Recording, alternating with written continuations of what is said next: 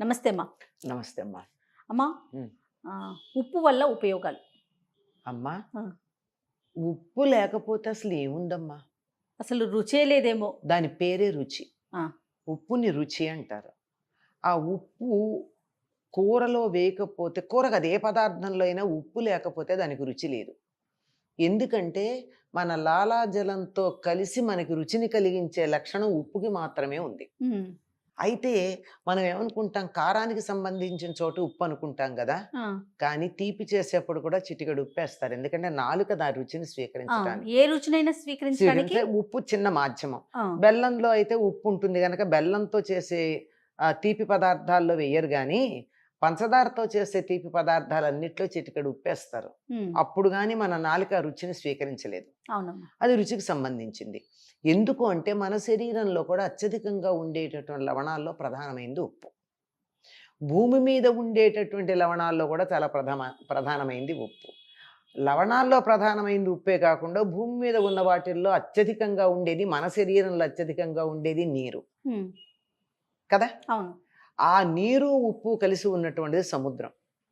ఆ సముద్రం నుంచి వచ్చినటువంటి ఉప్పు మాత్రమే మన శరీరానికి కానీ మిగిలినటువంటి వాటికి కానీ ఉపయోగపడేటటువంటిది.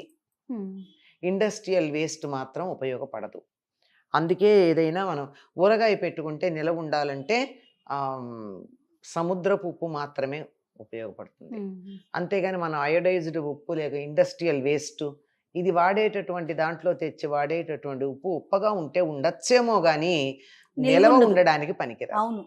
మొట్టమొదట నిలవ ఉంచడానికి, మనకి నాలుకకి రుచి తెలియడానికి ఉపయోగపడుతుంది. రుచి అంటాం. చేసిన పదార్థం నిలవ ఉండడానికి ఉపయోగపడుతుంది. మనం కూరో పప్పో చేస్తే ఉప్పు తక్కువైతే మధ్యాహ్నానికల్లా వాసన వస్తుంది. సమానంగా ఉప్పు పడితే సాయంకాలం దాకా అవునవును, వాసన అవును. రాదు.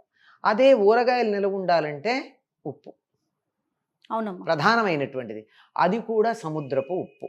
ఉమ్, ఇది నిలవ ఉండడానికి ఉపయోగపడుతుంది. అంతేకాకుండా ఉప్పుకు ఉన్నటువంటి మరొక లక్షణం ఏమిటంటే వాతావరణంలో ఉన్నటువంటి ప్రతికూల స్పందనలను అది గ్రహిస్తుంది. ఉహుం, అంటే నెగిటివ్ వైబ్రేషన్స్ ఏవైతే ఉన్నాయో వాటన్నిటిని ఉప్పు గ్రహిస్తుంది. అందుకే ప్రధానంగా మిగిలిన చోట్ల మనం ఆ, దాన్ని వాడం, కానీ పిల్లలకి దిష్టి తగిలితే ఏం చేస్తామమ్మా? ఉప్పుతో తీస్తాం. ఉప్పుతో తీస్తాం.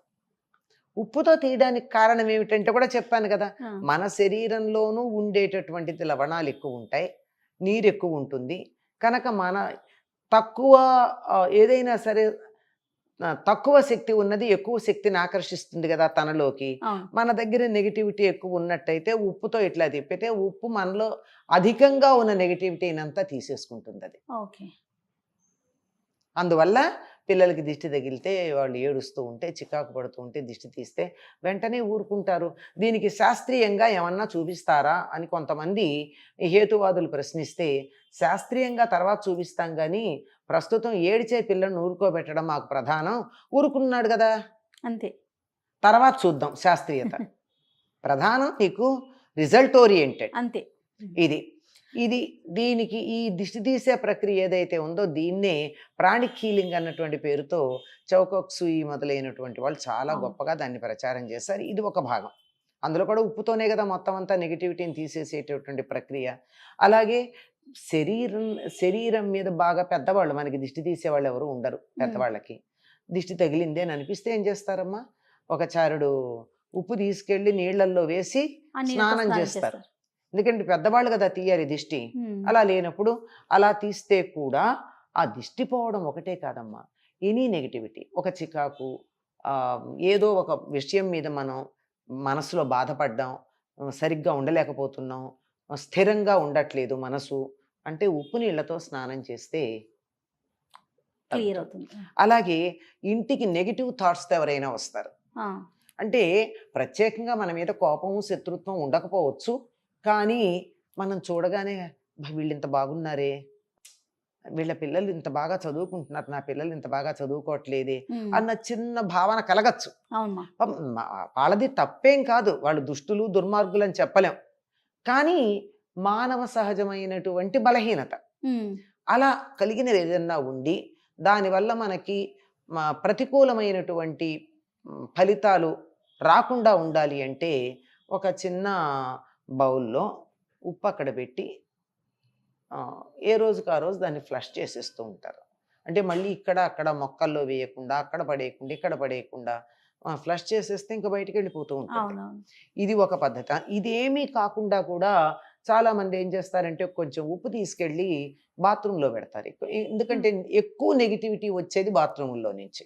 ఎక్కడ చెత్త ఉంటే అక్కడి నుంచి వస్తుందమ్మా. అంతే. అంచేత అక్కడ పెట్టి ప్రతిరోజు ఆహ్, నీళ్ళల్లో పడేయడం అన్నది ఫ్లష్ చేసేయడం అన్నది చూస్తూ ఉంటాం. అవును. అంటే ఉప్పుకి ఉన్న ఈ లక్షణాన్ని పూర్వులు మనకి ఏం చెప్పారంటే, ఇంత సైంటిఫిక్‌గా చెప్తే మాకెందుకు ఈ వృధా, ఈ సోద అంటారు.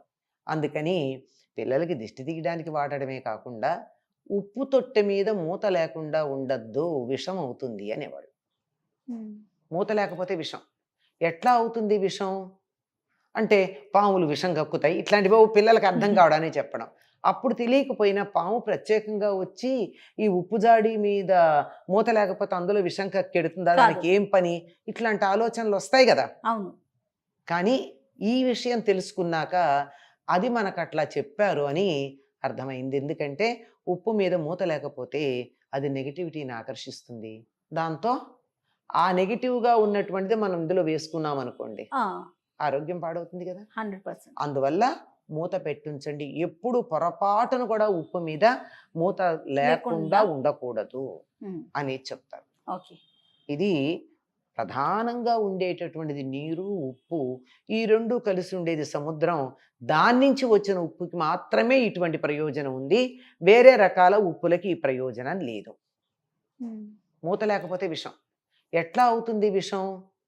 అంటే పాములు విషం కక్కుతాయి. ఇట్లాంటివేవో పిల్లలకి అర్థం కావడానికి చెప్పడం.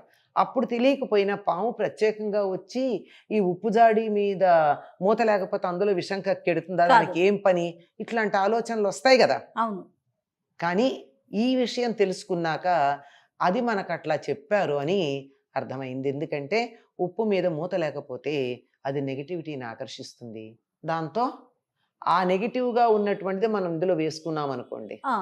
ఆరోగ్యం పాడవుతుంది గదా! 100%. అందువల్ల మూత పెట్టుంచండి. ఎప్పుడు పొరపాటున కూడా ఉప్పు మీద మూత లేకుండా లేకుండా ఉండకూడదు హ్మ్. అనేది చెప్తారు. ఓకే.